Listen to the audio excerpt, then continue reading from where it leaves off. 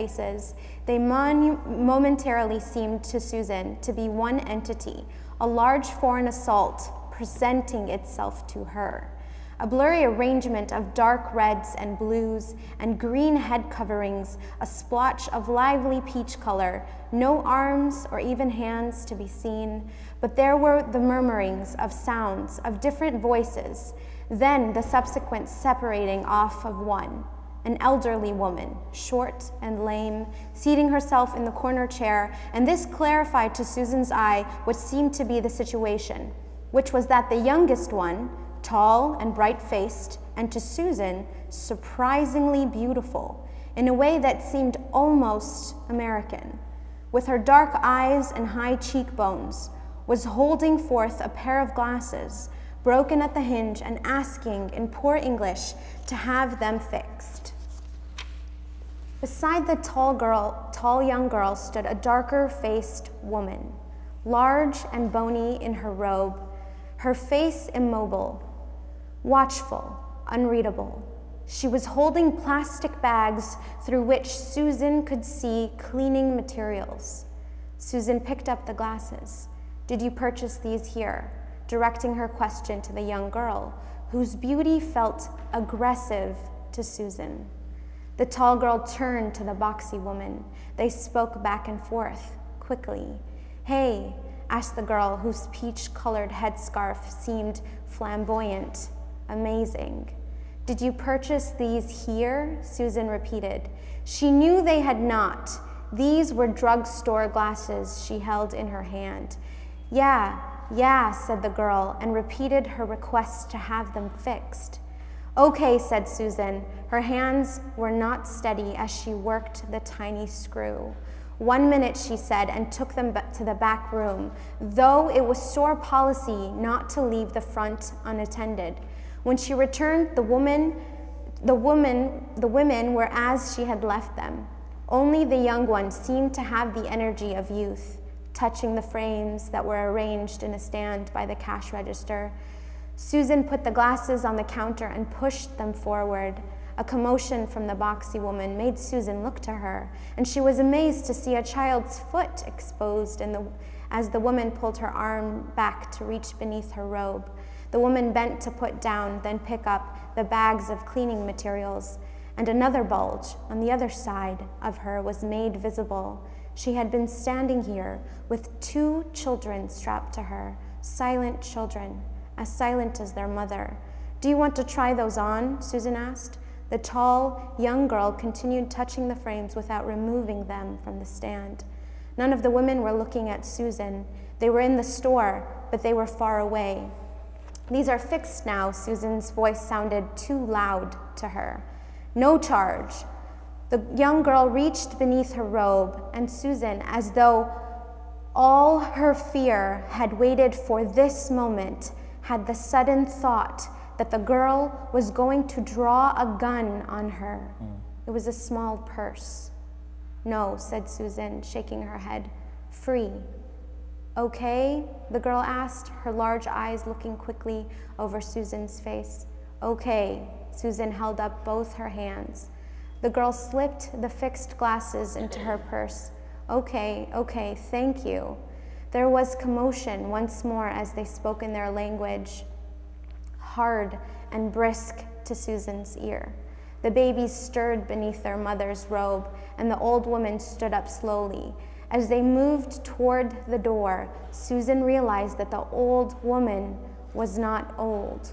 How she knew this, she couldn't have said, but the woman's face had a fatigue so deep, it seemed to have cleaned away whatever it was in a face that gave it life. Her face, as she walked slowly without a glance at Susan, had left on it only a deep and haunting apathy. From the doorway of the store, Susan watched them walk slowly through the mall. Don't make fun of them, she thought with alarm, because she saw 2 teenage girls stare at them as they went past. At the same time, the absolute foreignness of these draped women gave Susan an inner shuddering sigh. She wished they had never heard of Shirley Falls, and it scared her to think that they might never go away. It's a beautiful passage. Isn't it gorgeous? But one of the things that I think, the reason I wanted to read this particular passage, I found it so striking because I realized in reading this and in hearing words like dark, in talking about someone's skin, and then understanding that the English language could possibly be inherently racist. And that's something I think I had maybe known, but that it never struck me that deeply before. To understand that dark also denotes foreign, frightening, bad in a lot of ways. And that, to see someone's skin with this understanding and to have even her beauty be seen as aggressive, I think I was just really jarred by that and the sense of her almost Americanness because she was beautiful and the standards of beauty in this country. And it just brought up so much for me as an American woman who grew up looking at magazines of women who I would never be as beautiful as or as thin as, and just standards of beauty. And I think it brought so much emotion up for me. I was teary-eyed. And that's why I wanted to share it. And I don't know if any of you had reflections about that specific passage and about, it doesn't even refer to them as Muslims or as anything like that, but it was just so powerful. Her writing there was just so brilliant to me. She captured so much. And something so important about the culture being tied to the language. Yeah. As well, and our own ways of expressing things that sometimes we don't even realize that have been ingrained in the American culture, and that they might be taken in a very different light by somebody else. Likewise, having spoken with some of the Somali people in Lewiston, Auburn, hearing from a teenage boy how he wanted to have so many American things in his life. He wanted to get a car, wanted to get a job, wanted to go to college and get his degree right after he finished high school, and all of those things. He said, but in the home, we will speak Somali. And I'd be so interested to be able to talk to that gentleman now, 10 years later, and find out how his life has turned out at this point. Did he marry a Somali woman? Are they speaking in Somali, speaking Somali in the home?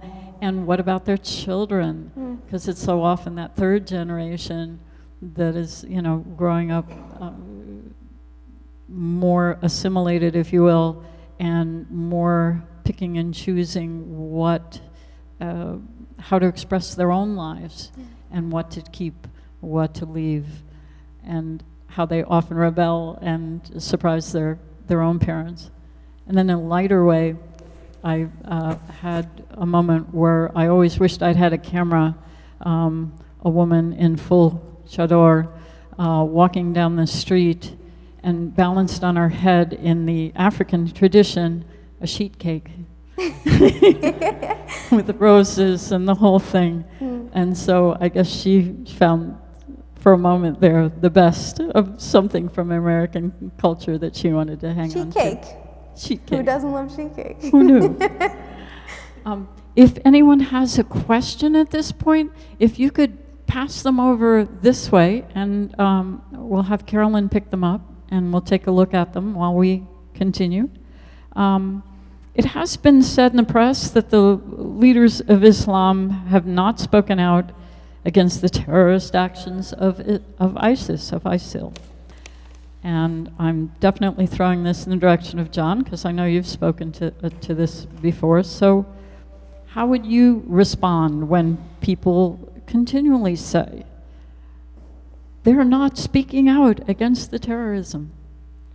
Well, I mean, it's wrong factually. It's just factually inaccurate for starters. I mean, there are a couple of things at play there. So the first is that overwhelmingly Muslims are doing this, both on a personal level and on an institutional level. I mean, just categorically, it is voluminous. Every major Muslim organization in the US and internationally has condemned all of these kinds of incidents in the strongest possible language, categorically, immediately after, time and time again. And you can look on any of the websites, you can look on any press releases, and everybody is doing this. I mean, it's truly, truly voluminous. Muslim scholars have been absolutely similarly voluminous in issuing condemnations and issuing scholarly condemnations as well. They go beyond just saying this is wrong, but also multi-thousand page documents detailing why exactly this is wrong from a legalistic, jurisprudential, and textual standpoint. This is, Letter to al-Baghdadi, for example, is a very famous scholarly manuscript produced in the last couple of years, really just saying, okay, you are wrong for this many reasons, basically. And this is, just a very, very clear issuance of condemnation of this. Every day, Muslims on the street, again, are issuing very, very similar kinds of statements in their schools with their friends and neighbors and colleagues, that kind of thing. When you're making these kinds of claims that the Muslim community needs to be doing this further, or that they're not doing enough, this serves more as a tactic of alienation, or as a tactic of accusation, than anything grounded in reality at the end of the day. So for example, the Boston Herald, we critique them very, very strongly over the summer, and recently there was a columnist who started out by saying the Muslim community is not condemning terrorism. And so we promptly said, okay, well, here are about 300 organizations that are doing this within the United States. And so he said, well, this is, yada, yada. And so then a few months later, he issued another one. Okay, yes, they are condemning terrorism, and locally they are also condemning terrorism, but they're not coming out in the streets and condemning terror, this kind of thing, where you really are trying to get a more and more specific thing here. And what this is very reminiscent of is back in the 1960s and 1970s, when African American congresspeople were being pressured by organizations like the Ku Klux Klan to condemn specifically each individual incident of gang violence or of any kind of violence by African Americans within their jurisdiction. And this was a tactic used as a way of associating them with violence repeatedly, and of making it seem as though it was somehow their fault or their place that they needed to be condemning this, of saying, well, maybe there is a concern that you actually do support this, even though, again, that was not grounded in reality. And whenever I talk to the media, I always say this. They say, do you condemn acts of terrorism? And I say, of course, but the real question is, why do you think I wouldn't? Or are you really concerned that I don't? And they say, well, no, but we're just trying to sort it all out. Mm-hmm. And it's that kind of double think. Excellent question. Which is really a problem here. And it really shows the vacuity of a lot of our dialogue or surrounding Muslims within the society, that we can't even get past that basic point of suspicion. And until we do that, we can't have a more substantive conversation. Well, everybody heard Taliban, right? Everybody knows Al-Qaeda. Everybody heard Boko Haram, right? And what was the other one? ISIS. Okay. I am asking questions. Please raise your hand. Is there anybody heard PKK, not KKK, PKK? You heard? Yeah, they're an organization in Turkey considered a terrorist organization. You must be the most intelligent person in this room. So, well, to me, the worst terrorist organization is PKK. But you see, only one person heard this organization. Gentleman answered perfectly. He looks like professor. So, what does PKK do? PKK is a terrorist organization. Killed 30,000 Turkish citizens. 2 weeks ago in Ankara, 1 month ago in Istanbul, they bombed, they killed many people. But our dear CNN, Fox, none of them, they made breaking news. But when something happened in Paris or Brussels, 24 hours breaking news. When this double standard never ends, we will never solve this terrorist problem. So problem is not with the Muslims. Problem is the media. Media shows whatever they want. One more important knowledge for you. Probably this gentleman knows what happened in Brussels 2 days before that terrorist action. PKK opened tent in the Brussels. Turkish government said, How you can allow them? Is it possible ISIS will come Boston or Nahant have a tent here and propaganda? Can you imagine? But it happened Brussels, in Belgium, and it is happening for a long time. Europe doesn't understand. So that's number one. There is a clear double standard. Second example, we all know what happened, when was it, 2-3 years ago in Connecticut? What town was it? Yeah. Did any single media mention that person as a terrorist? No, because he wasn't Muslim. If he was Muslim, was there another word beside terrorist? Unfortunately. So when any bad news happen, we pray entire our family. Oh God, I hope he's not a Muslim. You understand? There are two double standards. When any terrorist action happen, if the person or organization Muslims, they right away breaking news. That's number one. And then number two is, unfortunately, many European countries, they are supporting, even this news goes to the Europe, I don't care. Many European countries, they supported terrorist organizations. That's the reason this problem, unfortunately, never ends. But I think one thing is missing from this conversation right here is that we're a capitalist nation, right, with a free market, and the things that go on the news are money-making things. And to say that the Muslim community is almost entirely peace-loving and anti-violent is not profitable, because the story, the main story, the thread that's being taken and weaved into the tapestry of all the rhetoric that exists right now is that Muslims are not that, is that Muslims are terrorists. And so it's not a profitable story. Nobody's going to buy that. So who's going to pick up that story if it doesn't sell newspapers, if it doesn't sell magazines? Nobody is. So it's a money issue at the end of the day. It's not anybody's fault. It's just a money issue, I think. If you could tell people, in your opinion, how should we understand the motivations of the ISIS terrorists, the PKK, these various, are they as different as each group? Does it go back to what you were referring to, emotional illness?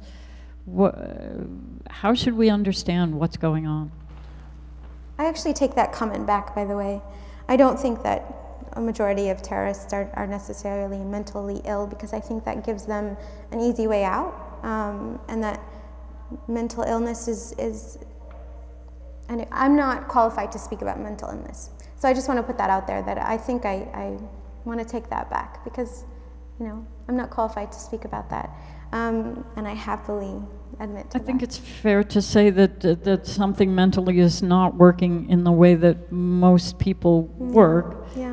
Whether we could diagnose somebody and say, aha, you are a terrorist, therefore you have this. Yes. Certainly that's a different problem. Sure. And so I think mental illness for some people certainly probably does play an effect in there.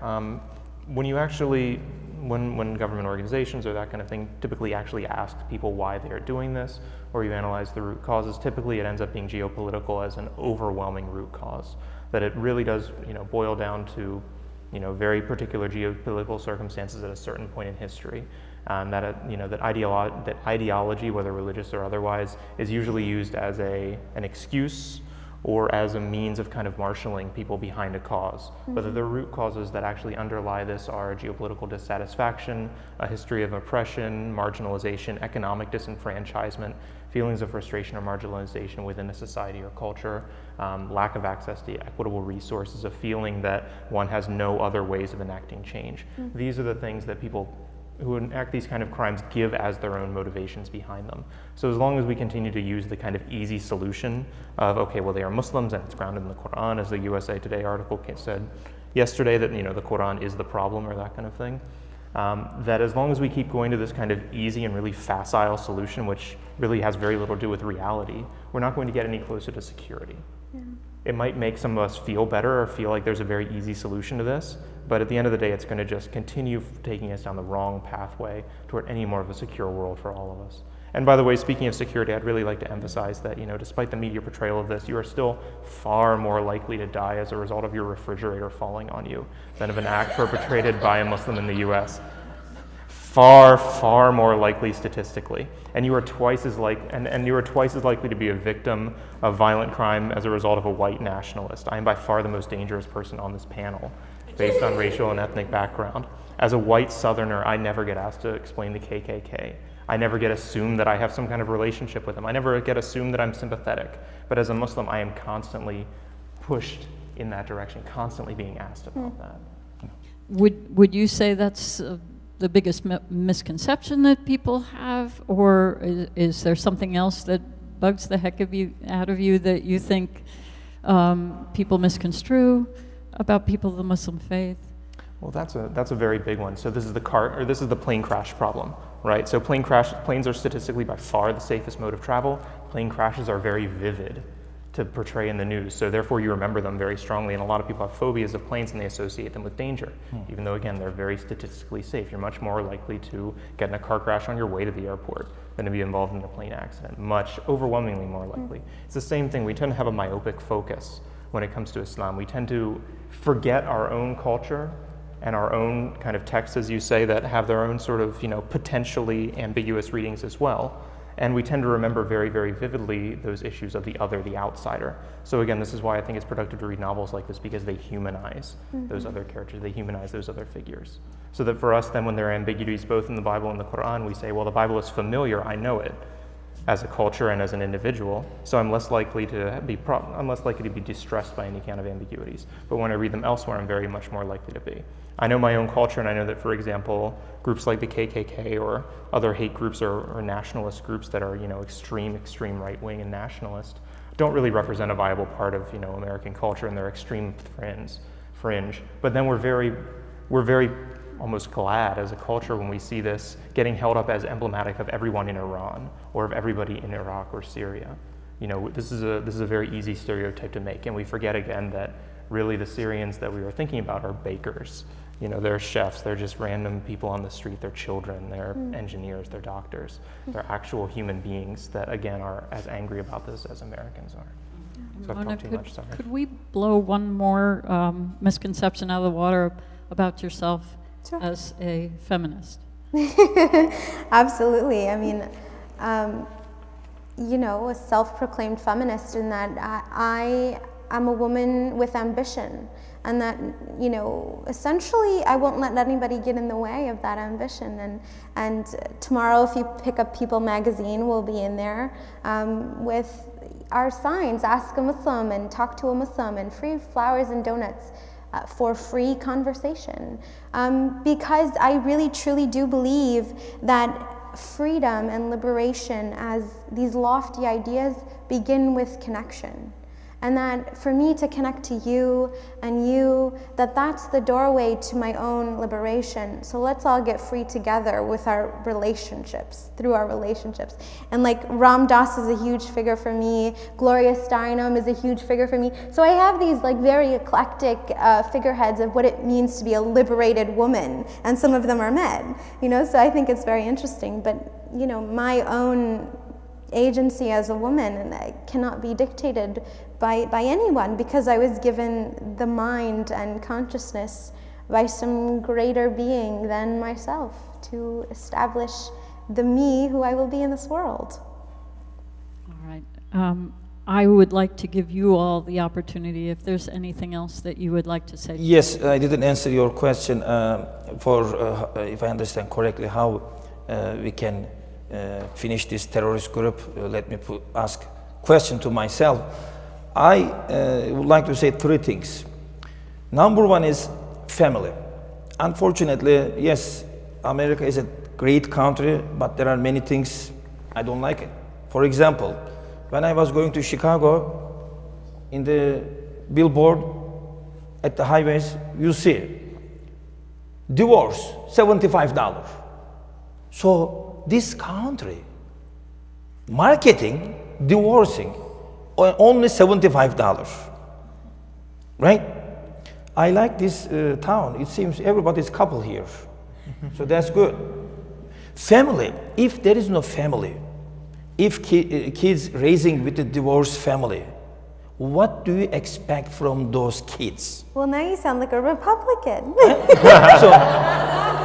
So, no, I am. I'm just teasing. I am Democrat, still Democrat. No, nothing. So- Just that's a conservative value. So I was just that's number one. I mean, this is not only America's problem, entire world problem. If we have a strong family, we'll save our kids and they will save their kids.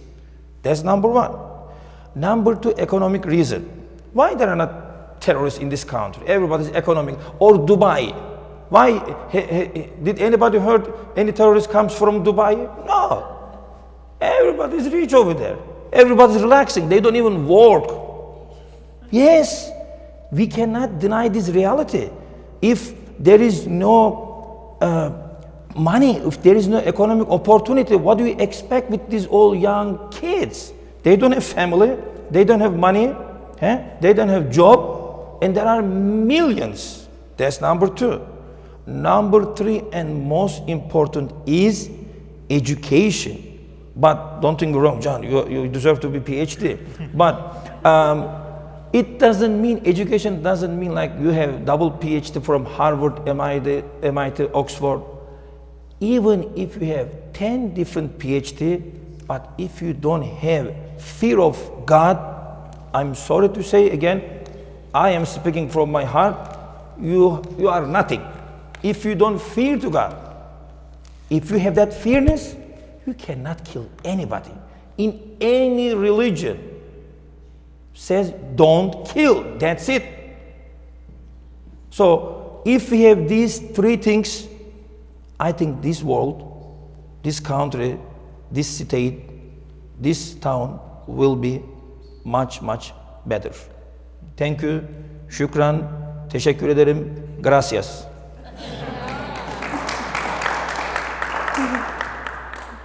John? Sure, and I'll just be brief. For a long time, Muslims have been seen as a liability, or as some difficult thing that as the U.S. we kind of have to work to assimilate because we're good people, right? Okay, we're Americans, it's our duty, we just got to grin and bear it, suck it up, and we got to assimilate and integrate this group, and we have to be nice to them because it's who we are as Americans. But as long as we continue to have that attitude that Muslims are just this group that needs pity or needs assistance, it's not really going to truly benefit the Muslim community. The perception has to be, and I would argue that this is what has been successful for the Jewish community, for the African American community, for the Japanese American community, the Hispanic American community, the LGBT community, all communities before, that there is something viable that they are bringing to the culture, that the culture needs and wants to bring in and benefits from. That the U.S. will get better because of this diversity. Diversity is like Jell-O, there's always room for more, and you always want more of it at the best end of things. And so the more that we come to see Muslims not as just a pity case or something that we're obligated, a group that we're obligated to work with, but actually as some group that, yes, has viable economic things to bring, has viable ideas to bring, that has a religion that brings peace and love and has something to teach and show us, that is a culture that can benefit our own and integrate with that and assimilate or Americanize or whatever term you want to have, but become part of that big melting pot. That the more we can see this as a positive thing, the more successful this is going to be moving forward in the future. Mona? I think it's been said pretty well. The Muslim American community wants nothing more than to live like everybody else. Like, I'm just a grad student with a 2-year-old and a husband, and I live with my in-laws, and they're wonderful people, but at the end of the day, we're just humans trying to get by. And the broader Muslim community in the world, those 1.6 billion people who I mentioned before, they're a vast spectrum of people, and I can't speak for them. Just like a white person can't speak for all white people because that's ridiculous, right? I find it very complicated and very, people come up to me at our booth, the Ask a Muslim booth, and they want me to condemn terrorism. And I condemn all forms of violence, no matter the perpetrator, because I am a staunch anti-violent person. And that is my belief. be they Muslim or be they anything else, I am anti-violence. You know, and I try to express that even through my relationship with my 2-year-old. Like, I see like raising my voice to him as an act of violence. And I really try my best not to do that. Because you're laughing at me, but I do. There's something about it that it incites a kind of anger. And, you know, if I took the wisdom and the teachings of the Prophet Muhammad seriously, I really would never raise my voice above a whisper, because that's how he spoke and lived. And if I really took that Quran seriously, well, the Quran instructs me to engage the world in a way such that I repay every act with that which is more beautiful, even a hateful act. And I'm instructed by the Quran to give my enemy a gift of love, from love. And that's actually the teaching of the Quran. So when I'm instructed to do these kinds of things, and then I see people who call themselves Muslims and, you know, they're so-called terrorists and whatever, you know, it's mind-boggling. It's hard to understand because it's so far away from my own practice or my own belief. Yeah. Thank you so much for all of you. And all of you for coming today. And I hope that we spent a little time learning that if you meet 3 people, you've met 3 different people. Mm-hmm.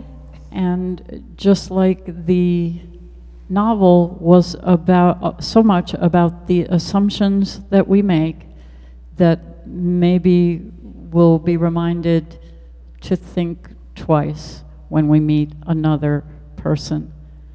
Thank you all very much.